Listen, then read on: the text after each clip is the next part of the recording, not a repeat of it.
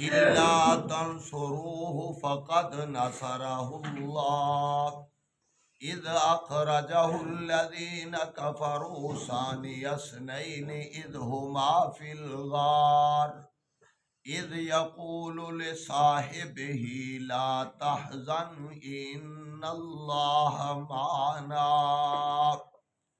सदक़ल्लाहुल अज़ीम।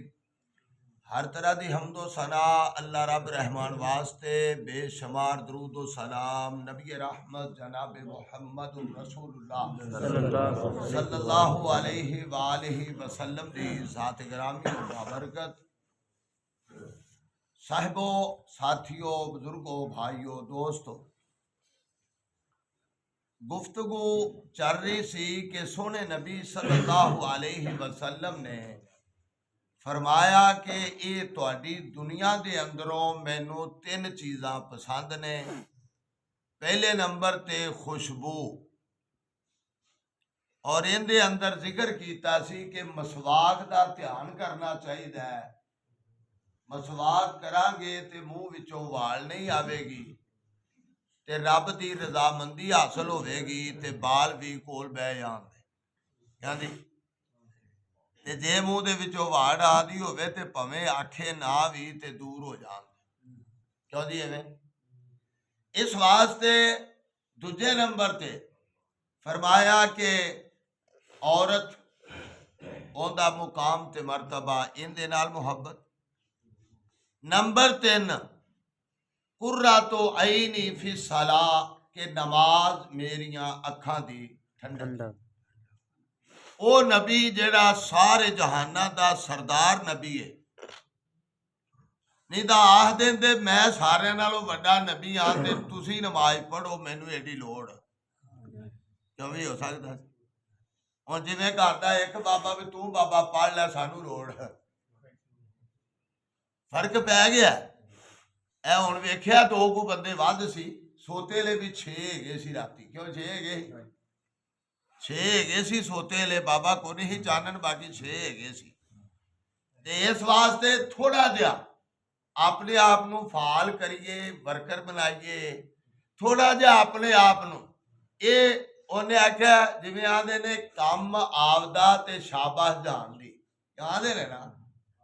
जदों बाल आपदे बाबे दे नाल काम करन लग पैण ना ते वेखदे आंदे ने यार माशाअल्लाह भाई ताल टुट गया, ताल भज गया, बाला ने टांगी चुक लई है ते वो काम करदे होवन ते आंदे ने भी मियां सोहना लगदा है, जान शाबाश दिंदा है।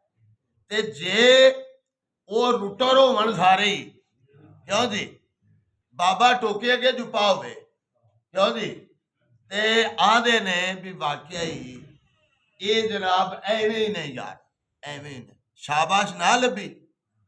इस वास्ते शाबाश लैन वास्ते ये ते ज़ाहरी तौर ते, लेकिन जदों असी नमाज वाला फरीदा अदा करांगे ते ये सब नालों वड्डी शाबाश दुनिया ही तो होवेगी, सवाए नखट्टू दो चौं तो होवेगा भी ये बंदे मसीतड़ बन गए ने।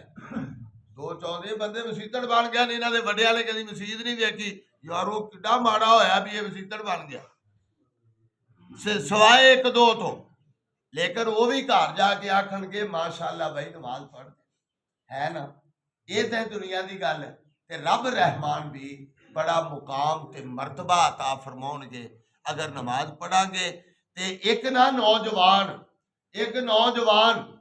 नमाज के फायदे, एक नौजवान वो हर रोज ही एक चौक मल के खला होवे, क्योंकि पहले दौर च औरतां भी जमात नाल नमाज पढ़दियां सन, औरतां जमात नाल नमाज पढ़दियां सन ते इन्नी दीन नाल मुहब्बत सी, जमात नाल नमाज पढ़नी। ते एक नौजवान वो सरगी वाले ही उठ के ना राह दे विच खड़ा होवे भी इधरों फलानी बुढ़ी ने लंघना है ते चलो मैं उन्होंने तकावांगा, ते वो उथे खोरवे करे, राह दे विच खोरवे करे, औरत लंघे करे, कदी ऊटा कदी इशारे, जिवें साडे नौजवान ने लड़कियां रक्शे ते बैठियां होवन ते नाले कदी पग सीधी करदे ने, कदी जनाब मोटरसाइकिल हूटर मारदे ने, क्यों भी एवें ही है साडे नौजवान। वो नौजवान राज खड़ा होवे करे, औरत सियानी सी, औरत सियानी सी, ओने इलाज फिर उनका लभा, इलाज उन्हें आख्या नौजवाना एक दिन ना उन्होंने खिलार के, और नौजवाना सरगी वाले उठ के सर्दी दे विच इत्थे खड़ा होना, मैनू गल ते सुना। कहन लगा कि तेनू पता ही है जिस वास्ते मैं खड़ा, तेनू पता ही है। उन्हें आख्या चल गल सुन, एक शर्त मेरी पूरी कर दे, बाकी तेरिया सारिया शर्तां पूरियां। उन्हें आख्या ले कम सूत्र आ गई, किवें? उन्हें आख्या ले 40 दिन, 40 दिन हजरत उमर रजी अल्लाह तआला अन्हो दे पिछे नमाज तू पढ़नी जमात नाल। किन्ने दिन? 40 दिन। किन्ने दिन? 40 दिन नमाज पढ़नी हजरत उमर रजी अल्लाह अन्हो दे पिछे सवेर दी, सवेर दी। ते जदों 40 दिन होवेगा ते इत्थे ही तू खोवी, इत्थे ही खोवी, ते मैं तेरी गल मान लांगी जिवें तू आखेगा। वो तो वो चूंकि अरबी दान सन, अरबी दान, अरबी जानते सन, अरबी का माना मफहूम जानते सन। ते वो नौजवान ने आख्या गल ही को नहीं, गल ही को नहीं। जिवें गल मशहूर सी ना भी 40 दिन बांगा आख लिया ब्याह हो जाएगा, पहले दौर च अपना भी गल मशहूर सी, कई बंदियां दे ब्याह भी होए 40 दिन उन्हें जो बांगा मुसलसल आखियां ते आपे किसी ना किसी पासों टहल निम गया। उन्हें 40 दिन आके नमाज पढ़ी, 40 दिन। ते फिर हजरत उमर रजी अल्लाह अन्हु दा कुरान पढ़ना ते नमाज दे विच रोमना, हिचकियां बन जानियां, और जनाब 2.5 लोगां दियां निकल जानियां, खुद रोमना, लोगां ने रोमना। अल्लाहु अकबर। और एक बुजुर्ग दे बारे दसदे ने, वो नमाज पढ़ाते ते रोंदे बड़े, ते उन्होंने एक दिन पता लग गया भी मेरा बेटा भी मेरे मगर खड़ा है। ते मौलवी साहब ने थोड़ा जिहा अपने आप ते कंट्रोल करके ते नमाज पढ़ी, ते बाद पूछन लगे भी ये की गल है अज मौलवी साहब? अंदाज होर सी, ते कहन लगे कि मैनू शक पिया सी जिवें मेरा पुत्र मगर आ गया, ते जे उहदी भी हिचकी बंद गई ते मैनू खतरा सी कि मेरे पुत्र ते मौत वाकई हो जाएगी। मैं रात नूं वेख्या मेरा पुत्र मेरे नालों भी ज्यादा मसले ते खो के रोंदा है।